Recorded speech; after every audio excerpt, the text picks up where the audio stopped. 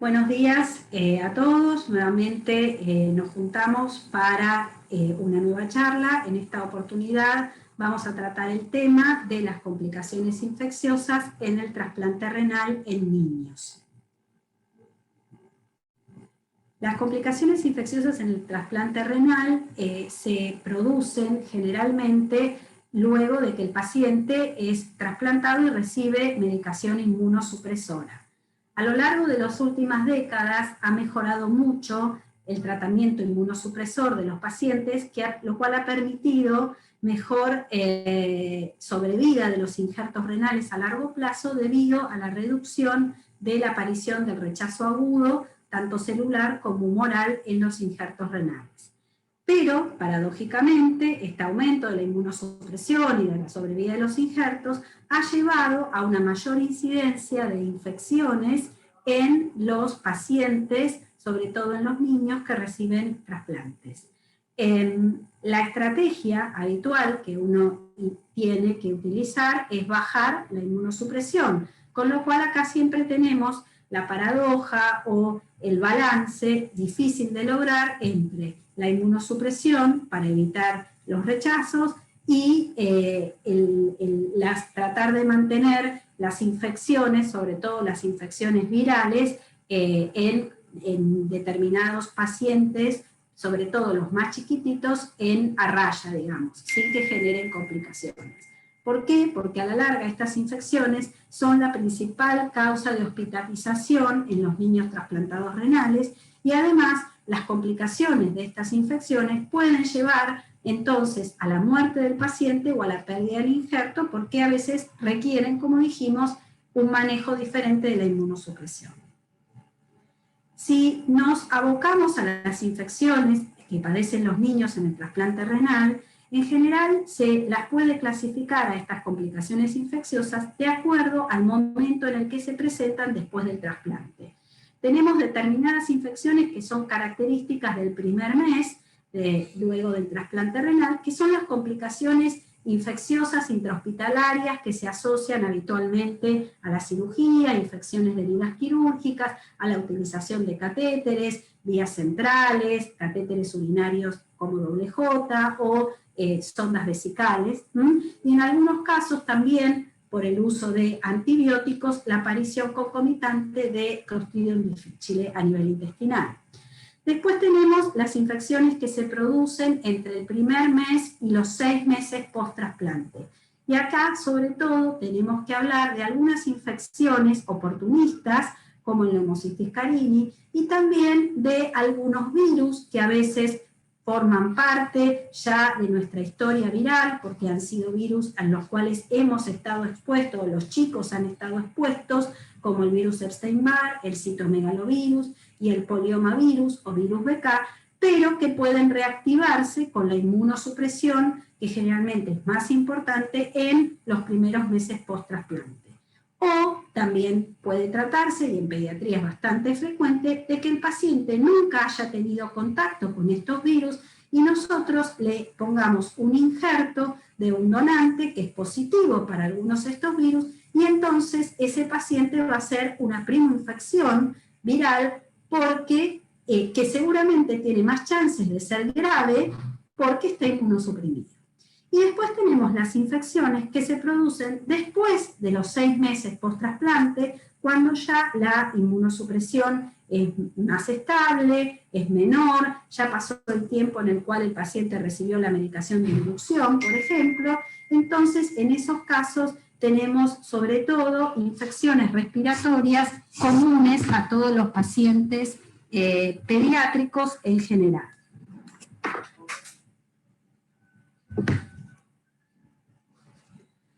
Las infecciones urinarias son muy comunes en pediatría, sobre todo en los pacientes que tienen antecedentes de malformaciones congénitas de las vías urinarias, que son, como todos sabemos, la causa más importante de enfermedad renal crónica en pediatría. Sobre todo se da en pacientes que tienen antecedentes de vejiga neurogénica o de pacientes con válvula de uretra posterior. También puede suceder que post-trasplante tengamos la aparición de un reflujo al riñón trasplantado por algún problema que haya sucedido durante el implante del uréter en la vejiga, como en la foto que estamos viendo en este caso, o como dijimos anteriormente, pacientes que tienen vejigas muy comprometidas con divertículos, que requieren cateterismo intermitente, vejigas de tipo neurogénica, son las que más frecuente tienen esta complicación.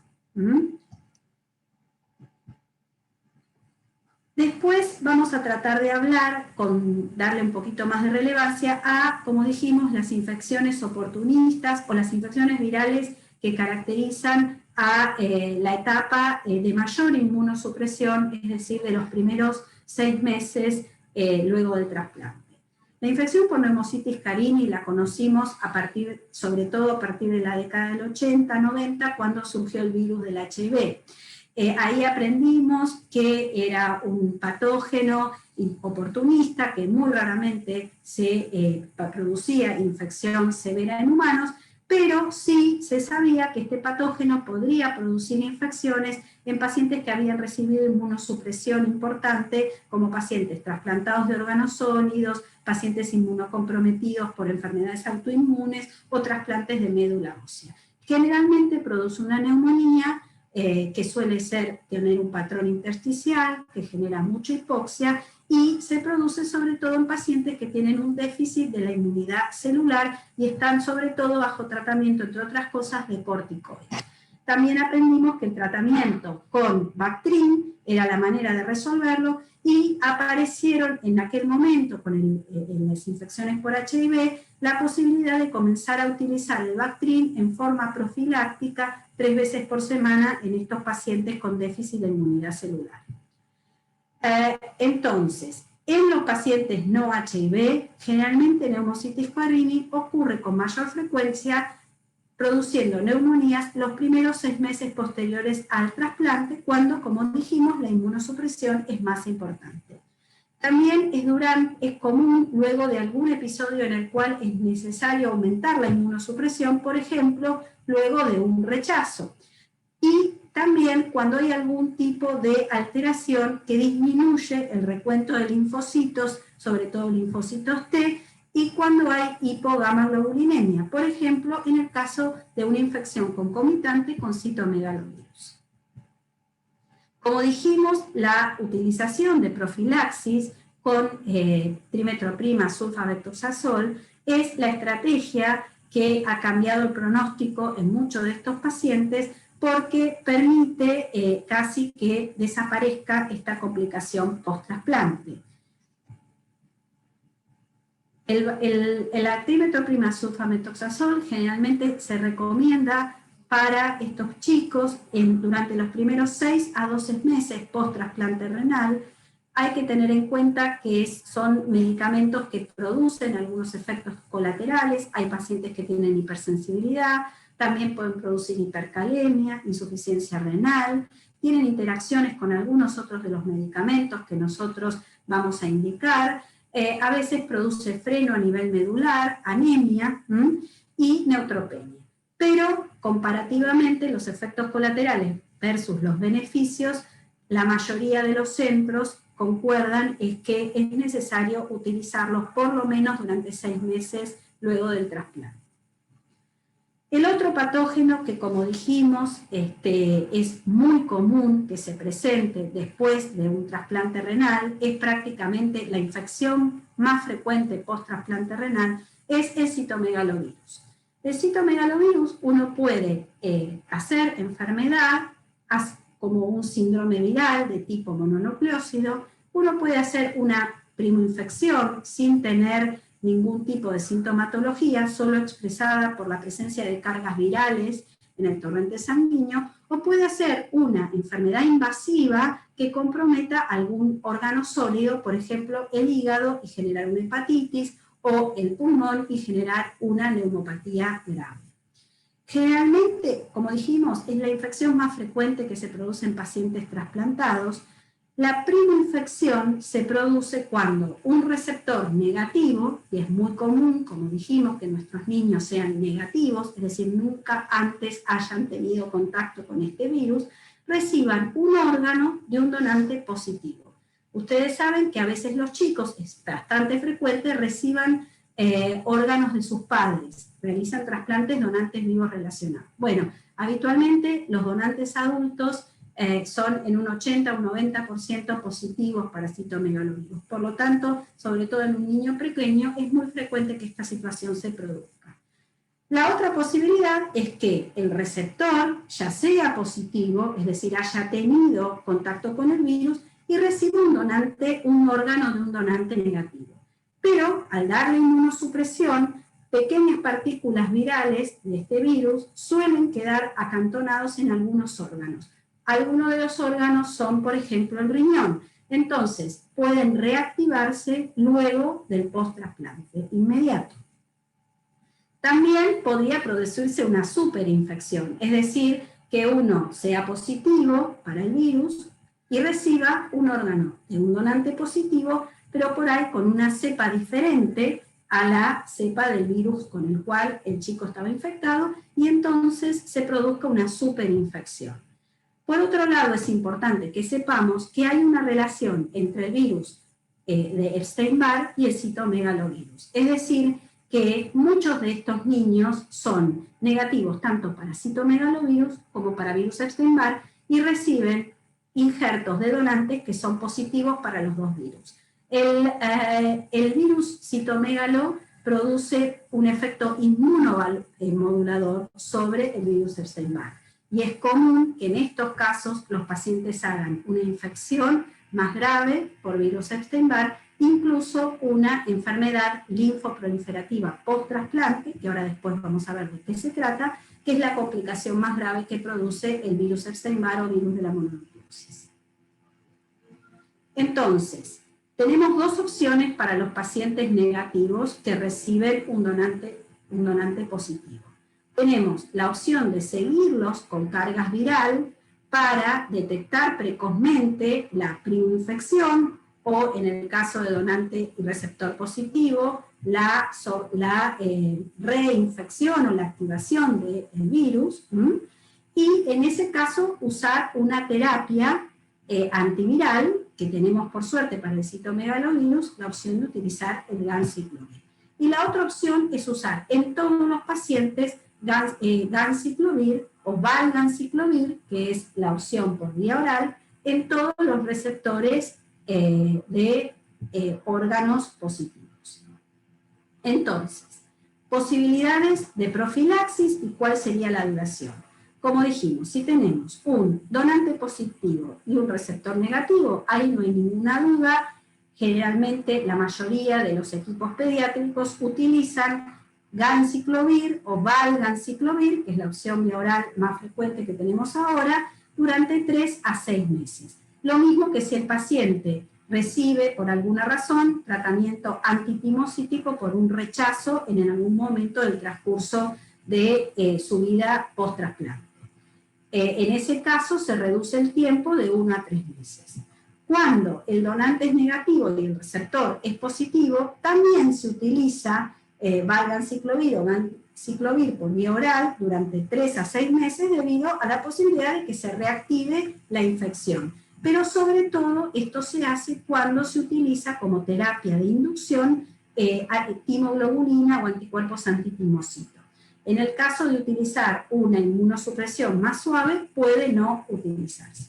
Y donde no se utiliza profilaxis es cuando el donante y el receptor son negativos. Pero recordemos que si uno decide como estrategia no utilizar la profilaxis universal, tiene que sí seguir a estos pacientes, incluso en el primer mes, en forma semanal, con la detección de cargas virales en sangre. Como dijimos, la infección por virus Epstein-Barr puede o no asociarse con la infección por citomegalovirus. Y también produce distintas formas clínicas. Puede tener una infección que es asintomática, solo detectable por viremia en el torrente sanguíneo. Puede producir un síndrome clínico viral, que es el síndrome mononucleósico. Puede producir también, en la forma más severa, lo que se llama PTLD o enfermedad linfoproliferativa post-trasplante, que esta es la complicación más temida de este virus, porque este es en definitiva el cáncer más frecuente que sufren los pacientes trasplantados, de órganos sólidos en general. En el trasplante renal en particular, la incidencia de esta complicación es del 1 al 3% a los 5 años de seguimiento. Como dijimos, es el cáncer más frecuente en trasplante de órganos sólidos. Tiene como una presentación bimodal, es decir, hay un primer pico que se produce durante el primer año del trasplante y hay un segundo pico que se produce alrededor del tercer año, entre el tercer y el quinto año post-trasplante. Tiene una mortalidad que algunos dicen que llega hasta el 50%, hay series que tienen una mortalidad mucho menor, pero sí es una mortalidad alta y una morbimortalidad muy importante, que genera mucha morbimortalidad en estos pacientes. Los factores de riesgo para esta complicación son, como dijimos, la más importante es el paciente que es negativo para virus Epstein-Barr y recibe un donante positivo. Lo mismo para citomegalovirus. Y la infección concomitante aguda de los dos virus al mismo tiempo potencia más todavía la posibilidad de generar una enfermedad linfoproliferativa post-trasplante. Un factor de riesgo muy importante también es la edad del receptor. En el caso pediátrico, los menores de 10 años. Pero esto está asociado a lo que dijimos antes. Generalmente los chicos pequeños no tuvieron contacto con el virus Epstein-Barr y son receptores negativos. Los regímenes inmunosupresores no se sabe exactamente bien y no está demostrado que un inmunosupresor produzca más riesgo de esta complicación que otros. Sí se sabe, obviamente, que cuando la inmunosupresión es mayor, en su conjunto, el riesgo es mayor, sobre todo cuando se utilizan terapias de inducción con timoglobulina y el esquema es el triple esquema que habitualmente utilizamos de corticoides, tacrolimus y micofenolato. La única droga que sí demostró tener mayor incidencia de esta complicación es el belatacept, que está contraindicado para su uso pediátrico por esta razón. También es un factor de riesgo los episodios de rechazo, pero esto asociado a que es frecuente que en estos casos tengamos que aumentar la inmunosupresión y también cuando un paciente no tiene un mismatch completo para ADR, es decir, no comparte ningún antígeno HLA-ADR, también hay mayor riesgo de PTLD, pero esto también creemos que está asociado a que estos pacientes habitualmente requieren mayor inmunosupresión, tienen más riesgo de rechazo y por lo tanto también la inmunosupresión es mayor. El seguimiento con detección de carga viral en sangre y cuando la carga viral aumenta bruscamente o se mantiene elevada por tiempos prolongados, hay que disminuir la inmunosupresión. Esa es la única estrategia posible, lamentablemente, para este virus, porque no hay un tratamiento antiviral que haya demostrado alguna utilidad. O sea que lamentablemente, vuelvo a repetir, la única opción es disminuir la inmunosupresión en el caso de que aparezca la carga viral positiva. La infección por este virus tiene, cuando genera PTLD, como por ejemplo en el caso de este paciente que le estamos viendo esta placa de tórax, se presentó con una imagen de una neumonía que no curó después de varios tratamientos antibióticos, detectamos las cargas virales elevadas y cuando se biopsió, en realidad no era una neumonía, era una masa tumoral, tenía una PTLD. Les muestro esta placa para hacer hincapié en que en estos pacientes chiquitos, negativos, uno tiene que sospecharlo siempre. Ante cualquier cuadro que llame la atención, que sale de lo habitual, que no se resuelve rápidamente, siempre es una posibilidad diagnóstica y hay que irlo a buscar y hay que irlo a biopsiar. El diagnóstico siempre es por biopsia. A veces hacer un estudio de PET ayuda a localizar la masa que capta más y a donde un patólogo puede ir a encontrar con mayor facilidad material para hacer diagnóstico, entonces ayuda a saber a dónde hay que ir a biopsiar. Pero sin biopsia no podemos hacer diagnóstico y por lo tanto no se inicia el tratamiento. Los chicos que hacen PTLD y tienen mejor pronóstico son esos chicos más pequeños que hacen esta complicación en el primer año post-trasplante y que además en esa masa tumoral expresan CD20, es decir, linfocitos B. Mientras que los factores de peor pronóstico son cuando se localiza en médula ósea o se localiza el sistema nervioso central, cuando los niveles del LDH están aumentados, cuando tiene una histología que es monomorfa versus la polimorfa, que es el mejor pronóstico, cuando es un linfoma de células T o de tipo Burkitt. Cuando el debut es luego del año post-trasplante, es peor el pronóstico, y cuando no hay respuesta a la primera línea de tratamiento que se le ofrece al paciente, también esto es un factor de peor pronóstico en cuanto a la sobrevivencia. Bueno, ahora vamos a pasar a un virus que se ha hecho muy famoso en el último tiempo. Este era un virus al que mucha gente no le daba importancia, pero en las últimas décadas empezó a cobrar cada vez más importancia porque se vio que en los pacientes trasplantados se asociaba en algunos casos a una pérdida progresiva y sostenida del injerto renal, es decir, este virus tiene la capacidad, es un virus del polioma o virus BK, tiene la capacidad de generar una nefropatía y esa nefropatía puede progresar rápidamente a la pérdida del injerto renal. En pediatría, esta nefropatía por virus BK se describe en algunas series entre el 1 al 10% de todos los pacientes trasplantados. Es muy importante, igual que en el caso del citomegalovirus y del Epstein-Barr, la detección precoz para tomar alguna conducta, que en general es la disminución de la inmunosupresión. ¿Por qué? Porque tampoco en este caso hay un antiviral específico que nos sirva para tratar la infección. El virus generalmente pasa lo mismo que en los otros virus, podemos haber tenido una primoinfección previa al trasplante, haber conocido este virus suele quedar acantonado en el uroepitelio, es decir, en las células epiteliales de la vía urinaria, pueden reactivarse luego del trasplante por la inmunosupresión, o puede ser que los chicos muy frecuentemente no hayan tenido contacto con este virus y se infecten, hagan su primoinfección luego del trasplante, cuando la inmunosupresión es mayor los primeros 6 meses, es decir, igual que los virus que vimos antes. Más o menos la población adulta, un 80% ha tenido contacto con este virus, pero la situación obviamente en los niños es completamente diferente.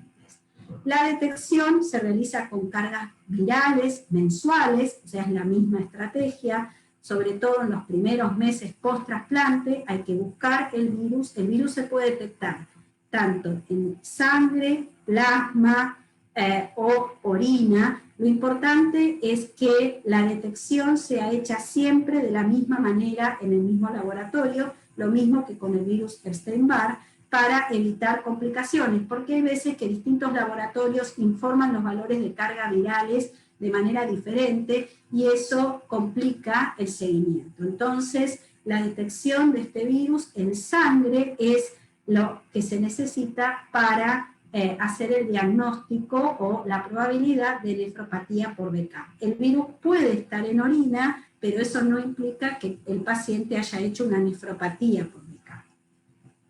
Es decir, que para que haya nefropatía por virus BK, tenemos que haber detectado el virus en el tejido renal por una PCR, o tenemos que haberlo detectado por inmunomarcación, con un inmunomarcador que se llama SB40, o tenemos que encontrar la nefropatía túbulo-intersticial con caída de filtrado asociada.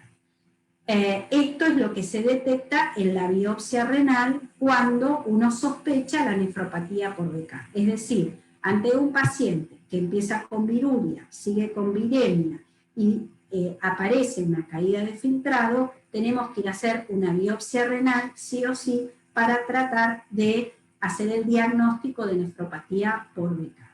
El tratamiento, como dijimos, es la disminución de la inmunosupresión. Generalmente las estrategias son, primero, disminuir o suspender el micofenolato y en segunda instancia disminuir los niveles de tacrolimus, en tercera instancia es rotar por inhibidores mTOR como sirolimus o everolimus. Acá tenemos un ejemplo de lo que les estaba comentando. Generalmente vemos en la línea rosa que lo primero que suele aparecer es la viruria, es decir, la detección del DNA viral en orina. Después aparece la viremia. Junto con la viremia, en algunos casos se detecta el aumento de la creatinina plasmática y finalmente, como última cosa, aparece en la biopsia renal la confirmación de la nefropatía. De todas maneras, la nefropatía suele ser en parches, por lo cual puede ser que en una muestra de biopsia renal no encontremos signos de infección por virus BK, que generalmente se detectan inclusiones virales en los epitelios tubulares, se detecta tubulitis, se detecta una inflamación tubulointersticial, es decir, salvo el tema de las inclusiones virales, esta biopsia es igual que un rechazo celular. Con lo cual hay que tener cuidado, porque obviamente si uno encuentra esta histología y no hizo la viremia o la viruria, o no hace la tinción por inmunomarcación, que es específica del virus, que es la detección por el antígeno SB40, no va a diagnosticar nefropatía por BK, va a diagnosticar un rechazo celular, y ante esa situación va a aumentar la inmunosupresión. Mientras que en realidad, si esta patología está presente, lo que hay que hacer es disminuir la inmunosupresión. Básicamente la estrategia es seguimiento con viruria, seguimiento con viremia, y ante la presencia ya de detección de viremia, es ese momento en el cual uno debe comenzar a bajar, por ejemplo, el micofenolato, tratar de mantener los niveles de tacrolimus entre 4 y 5 nanogramos por mililitro, para evitar que la enfermedad siga progresando y que se produzca la nefropatía. Antes, la manera en que se detectaba este virus era la detección en orina de estas células, que se llamaban células decoy, que se detectaban por una tinción de Papa Nicolau en orina, y que obviamente eran mucho menos sensible la técnica. Ahora, con la detección directamente por PCR de material viral, es mucho más fácil el seguimiento. Entonces, repasando, como dijimos, el primer paso es cuando uno detecta en orina el DNA del virus, es posible que se esté produciendo una nefropatía por BK, pero en ese momento podemos seguir al paciente de cerca con detecciones seguidas en orina y en sangre y ver cómo evoluciona. Si constatamos que el paciente comienza con aumento de las cargas virales en sangre, más la carga viral en orina elevada y sostenida, ahí ya la posibilidad de estar frente a una nefropatía por BK es muy alta, y la estrategia es comenzar a disminuir la inmunosupresión. Si tenemos caída de filtrado, tenemos que confirmar por biopsia, y en ese caso es definitivo el diagnóstico, y obviamente la disminución de la inmunosupresión debería ser más importante. Y la manera de detectar si se resuelve la situación es monitorizando la detección de ADN viral en sangre o en plasma. Hay algunas estrategias que se han utilizado, como el uso de gamma-globulina, el uso de algunas drogas como nefumamide, y también algunos antibióticos como las quinolonas, pero ninguna de estas estrategias ha probado ser efectiva, porque siempre se realizaron junto con la disminución de la inmunosupresión, que es actualmente el consenso general del que hay que hacer. Finalmente, como no podía ser de otra manera, en esta situación que estamos viviendo, vamos a tratar de hablar algo sobre el COVID-19 en los pacientes trasplantados renales. Sabíamos nada absolutamente, qué hacer con los pacientes trasplantados, tenían que quedarse en cuarentena, no tenían que ir a la escuela, no tenían que estar expuestos, se iban a morir, iban a ser formas graves. Bueno, no supimos nada con respecto a esto durante todo este año.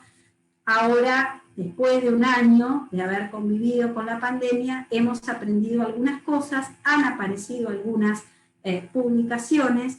La más importante es una publicación que apareció hace muy poquito, en diciembre del año pasado, en el cual se reportaron 113 niños de distintos países del mundo con inmunosupresión. Fue un reporte abierto que permitió la INNA, la Asociación Internacional de Nefrología Pediátrica, a la cual todos pertenecemos, y a la cual fuimos todos reportando pacientes hasta más o menos mediados del año pasado, con lo cual en realidad Latinoamérica reportó poco, porque todos sabemos que nosotros el brote empezó un poquito después, acá en Latinoamérica, o sea que muchos países sobre todo reportaron del hemisferio norte. Entre todos estos pacientes inmunosuprimidos había un 47% que eran trasplantados renales. Lo que se vio es que en realidad los pacientes, igual que los niños sanos, hicieron en su gran mayoría formas leves, no formas graves. Ustedes saben que los niños en general hacen formas leves y la mortalidad es menor del 1%. Nosotros desconocíamos cuál iba a ser el impacto de la inmunosupresión en estos pacientes, pero la verdad es que nos hemos sorprendido porque el impacto no fue una cosa tan grave como esperamos. Solamente de esta serie, de todos estos niños inmunosuprimidos por distintas causas, 6 requirieron ARM y solamente 4 fallecieron. Es decir, que la mortalidad es más alta que en los niños sanos, que es de alrededor del 1%, pero no es desmedida. El trabajo aclara que los pacientes que fallecieron, de los pacientes fallecidos, ninguno fue en Europa y en Estados Unidos. La mayoría era en pacientes en vías de desarrollo. La verdad que nosotros hemos tenido varios pacientes que han hecho infección por COVID, todos han hecho formas leves y ninguno falleció, pero fuimos muy estrictos en el control de los pacientes, rápidamente bajamos la inmunosupresión en cuanto se detectó por PCR el virus, y con esta intervención la mayoría de los chicos no tuvo complicaciones.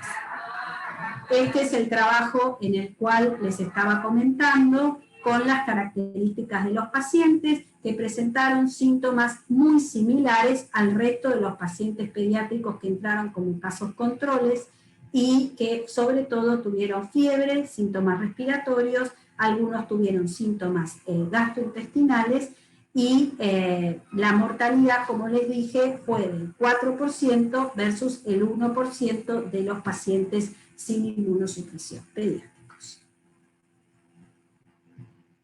Muchas gracias, sigámonos cuidando todos y espero que estén disfrutando este curso.